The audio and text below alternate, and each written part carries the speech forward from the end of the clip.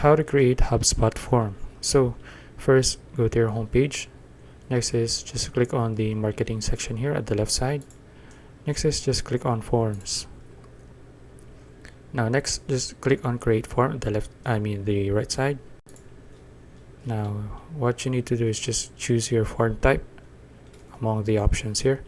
Now as for me, I'll just use the embedded form. Click on next. Now you can either use a blank template or choose any of the available templates here.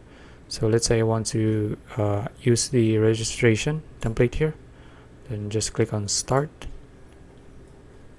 And okay, now you can just customize your template here, customize the name here, the existing properties, or create a new single line text. Anything here, just customize this once, the payment. Now after that, just click any of the buttons here, the options, style and preview, the automation. Just customize this form however you want.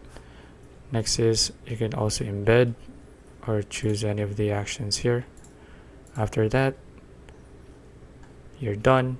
So let's say I want to click on update first, then just click on publish if you're done with the form.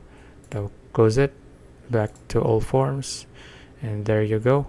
Now you have your registration form here, and that's it.